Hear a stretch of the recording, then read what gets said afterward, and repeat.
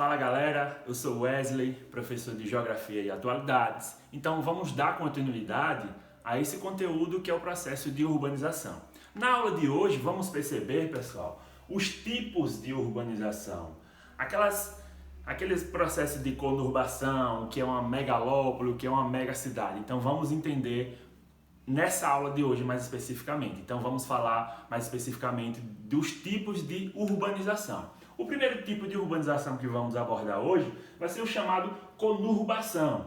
Não se preocupem, é esse nome mesmo. Quando você vê esse nome meio estranho, conurbação, é isso daí mesmo. Então o que é essa conurbação? Quais são as características desse processo de conurbação? Então conurbação, pessoal, a gente vai ter aqui a fusão entre duas ou mais zonas urbanas, isso é uma característica. Você vai ter uma dependência econômica de uma das outras cidades em relação à cidade central. Você vai ter um processo de migração pendular e você vai ter um processo de gentrificação. Então vamos entender cada um desses. Primeira coisa, o que é esse processo de conurbação? Conurbação, pessoal, é quando uma cidade ela cresce demais, ela se estende demais e passa a ocupar espaços de outras cidades. A gente vê muito isso em São Paulo. Cidades que começam a crescer demais e elas se tocam uma com a outra. Chega ao ponto de você atravessar uma rua e você nem perceber que mudou de uma cidade para outra. Então isso a gente chama de processo de conurbação. É quando a cidade cresce demais, ela se toca com a outra. Em estados menores, em cidades menores, você percebe quando você sai de uma cidade para outra. Você tem uma aglomeração urbana, então quando você sai, você encontra vegetação, você tem um espaço aberto, você percebe que saiu da cidade. Você roda de carro, quando você anda lá de carro, de ônibus, seja lá o que for, quando você começa a ver quando você começa a perceber outra aglomeração de cidades, quase não sai, aglomeração de casas, então você consegue perceber que entrou em outra cidade, beleza? Então, no interior a gente não tem esse processo de conurbação. Quando as cidades elas crescem demais, elas se tocam uma com a outra, você consegue perceber de forma mais clara, mais nítida esse processo de conurbação. Então percebam aqui nessa cidade central, ela se expandiu, veja a área de atuação dela. Essa área amarelazinha aqui é a área urbanizada. Então veja que essa cidade ela cresceu demais, se tocou com as outras. Então isso a gente chama de conurbação. Então a gente tem fusão de duas ou mais zonas urbanas, então aqui a gente tem várias zonas urbanas, tem dependência econômica.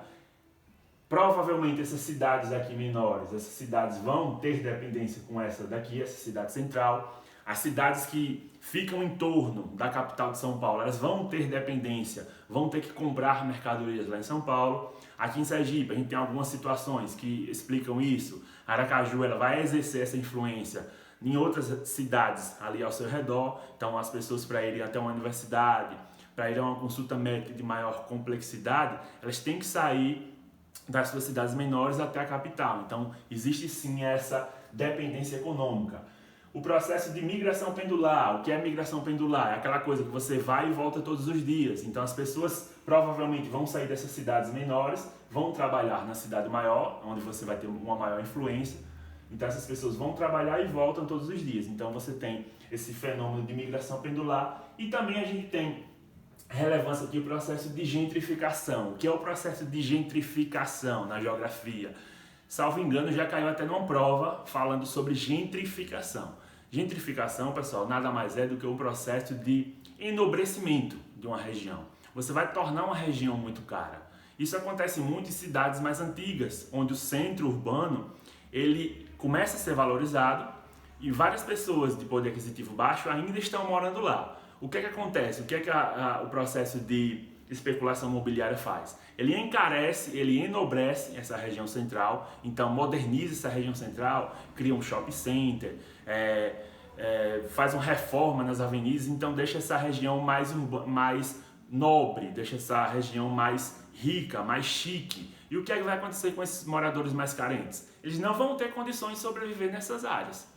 Então o preço do IPTU vai ser aumentado, então vai chegar ao ponto que essas pessoas não vão ter como manter suas casas lá e eles vão sair dessa região, vão vender suas casas e vão para outras regiões. Então isso a gente chama de gentrificação. Então gentrificação é uma supervalorização, é uma enobrização de uma região. Você elitiza uma região com pretexto de expulsar a população mais carente, com pretexto de modernizar essa área e ganhar dinheiro em cima dela. Então essas são as características do processo de conurbação.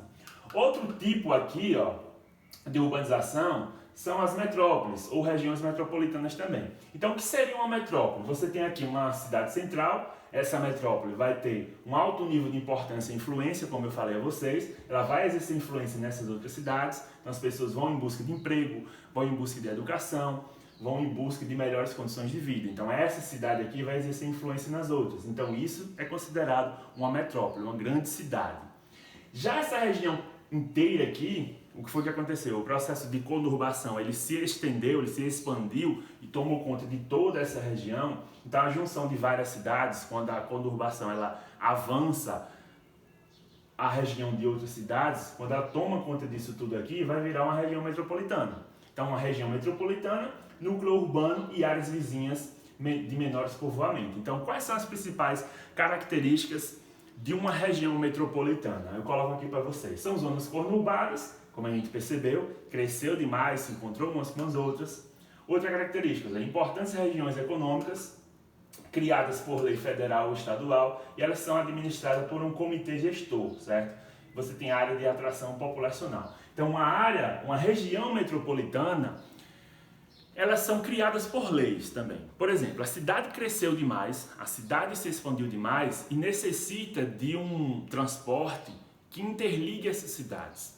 Essa cidade aqui, ela não vai ter condições de abastecer ou de arcar com as despesas de todo esse transporte. O que é que vai acontecer? Essas cidades vão se unirem e criar uma região metropolitana. Então, cada cidade vai lá e deposita um pouquinho de dinheiro por mês para poder arcar com essas despesas. Principalmente tratamento de lixo e principalmente transportes coletivos. Você consegue perceber isso em Aracaju, a capital daqui de Sergipe. Então, você pega um ônibus coletivo em Aracaju e você consegue circular sobre Socorro e sobre São Cristóvão, que são cidades vizinhas, e você paga somente uma passagem se você descer nos terminais dessas cidades. Por quê? Porque eles estão num consórcio entre essas três cidades. Eles estão regularizados por essa lei aqui, das regiões metropolitanas. Então, a região metropolitana tem todas essas características aqui. Se cair na prova do Enem, não pode errar, beleza? Preste atenção nisso daqui, anota no caderno que essas são as principais características de uma região metropolitana. Então, foca no Enem, partiu federal, viu, galera? Então, vamos estudar mais outro tipo de urbanização. Então, pessoal, dando continuidade aos nossos tipos de urbanização, como a gente já viu o que é o processo de conurbação, já vimos a metropolização, regiões metropolitanas, vamos dar continuidade aqui e perceber o que é uma megacidade, quais são as características de uma megacidade e quais são as características de uma megalópole, beleza? Então vamos perceber as principais características aqui da nossa multimídia. Então a gente percebe aqui a imagem, ó, de uma megacidade, veja que ela se destaca entre as regiões metropolitanas, então ela tem esse destaque, você tem um ritmo de urbanização frenético e constante, certo? Você cresce demais esse ritmo. Então as megacidades, aglomerações urbanas superior a 10 milhões de habitantes. Então isso daqui é considerado uma megacidade. Quando você tem mais de 10 milhões de habitantes, ela tem um ritmo de crescimento muito forte, muito frenético. São Paulo pode ser considerada como sendo uma megacidade. Ela tem esse ritmo de crescimento acelerado, ela tem mais de 10 milhões de habitantes, então por isso ela se enquadra nessa característica aqui como sendo uma megacidade. As megalópolis, pessoal, o que é que vai ser? Vocês estão vendo aqui na tela que vai ser a junção de metrópoles ou regiões metropolitanas. Então você vai ter exemplos aqui nos Estados Unidos, você vai ter exemplos no Brasil também, em vários continentes nós vamos ter essa junção de várias metrópoles, de várias megacidades. É quando a cidade, uma metrópole, ela cresce demais, ela se transforma numa megacidade e ela consegue aumentar esse processo de conurbação. Então elas se unem, elas se juntam, então vão dar origem a esse fenômeno chamado de megalópolis. Então quais são as características dessas megalópolis, né? A gente vai ter regiões subordinadas, então você vai ter grandes cidades que vão ser subordinadas a essa megacidade. Veja que é uma cidade enorme que vai exercer influência até em outras cidades grandes também.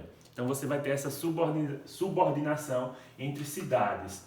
Você vai ter uma articulação de metrópoles e regiões metropolitanas. Então as regiões metropolitanas que a gente estudou um pouquinho mais atrás, elas vão ter essa articulação entre essa cidade principal, então vão ter esse processo de interdependência, de subordinação mesmo. Outras características aqui, e principalmente exemplos dessas chamadas megalópolis, fica nos Estados Unidos. A chamada megalópole que a gente chama de Boswash, que vai de Boston até Washington. Ela se destaca, pessoal, pela indústria tradicional. É uma região que cresceu tanto, que se tocou uma com a outra e tem uma importância econômica muito forte, uma importância econômica muito grande nesse cenário econômico. Então, preste atenção nessas cidades aqui, nessas megalópolis aqui. Então, nos Estados Unidos temos o exemplo de Boswash, que se destaca pela indústria tradicional. Temos a megalópole chamada de Sheepits, que vai de Chicago a Pittsburgh. Então, ela se destaca aqui pela região automobilística. Então, você tem Detroit, você tem um parque automobilístico muito forte. As principais indústrias de automóveis estão localizadas nessas duas cidades aqui, que elas têm articulação, que elas têm influência, exercem influência em toda a região ali. Então, as cidades que ficam vizinhas, tanto a Chicago como a Pittsburgh, vão sobreviver basicamente desse tipo de indústria. Então, são cidades que vão ofertar mão de obra, são cidades que vão viver de oficina, porque é uma região que vive do setor automobilístico, certo? Outra grande megalópole lá dos Estados Unidos é a San, que vai lá de São Francisco a San Diego. Então você tem aqui o Vale do Silício, lá na Califórnia. Então se destaca muito pela tecnologia de ponta. Então a Apple, que fabrica os iPhones, ela está localizada lá. A fábrica da Microsoft, então, também está localizada nessa grande megalópole aqui. Se destaca a alta tecnologia de ponta, beleza? Em outras regiões do mundo, nós temos aqui a chamada Tokaido, que vai de Tóquio e passa por uma grande região, passa por Osaka, passa por grandes cidades. Ela é considerada a maior megacidade do mundo, a maior megalópole do mundo, então tem uma importância econômica muito forte. Então aqui você vai ter indústria automobilística, indústria de tecnologia, indústria de produção tradicional, então é a maior megalópole do mundo, integra várias cidades e tem um poder de influência muito forte até para outros países. Outro exemplo aqui fica na Europa, que vai de Manchester a Milão, chamado Vale do Rio Reno, tem uma importância muito forte também, indústria tradicional, indústria automobilística também, turismo, então são cidades que cresceram muito e tem uma importância muito forte nesse setor econômico. No Brasil, nós temos uma megalópole em construção, alguns autores dizem que já está consolidada, mas outros dizem que ainda está em processo de construção, de consolidação, que é o chamado eixo Rio-São Paulo. Ali as avenidas que vão se interligando esses dois estados, eles têm uma importância muito forte economicamente falando aqui para o Brasil, certo? Então essas são as principais megalópolis do mundo. Se cair alguma coisa dessas cidades no Enem, se cair algumas características dessas na prova do Enem, não pode perder esse tipo de questão. Lembra, partiu federal, viu? Espero vocês lá na federal. Então a gente monta aqui o nosso quebra-cabeça sobre o processo de urbanização. Então a gente tem aqui a diferença entre crescimento urbano e urbanização. Nós temos as causas desse processo de urbanização, que foi a Revolução Industrial, que foi o chamado êxodo rural. Nós temos os tipos de urbanização, a gente viu lá o que é uma região metropolitana, o que é uma metrópole, nós vimos também o que é o processo de conurbação, e nós estudamos agora o que é uma megacidade e o que são as chamadas megalópolis. Então, a gente tem aqui a figura de um mapa mental. Só para dar o crédito aqui, esse mapa mental eu peguei lá do Descomplica. Então tem na internet esse mapa mental, se vocês tiverem curiosidade também e baixar com melhor resolução, vai lá na internet e coloca lá, mapa mental, urbanização, do canal Descomplica Concursos, beleza? Na próxima aula, a gente vai falar sobre redes e hierarquia urbana. Então a influência que uma cidade exerce sobre a outra, o processo de hierarquização, então a subordinação de uma cidade maior entre as outras. Então a gente vai estudar todo esse processo de subordinação, de redes e tudo mais. Vamos falar também dos impactos causados por esse problema, por esse processo de urbanização. Espero vocês e até mais.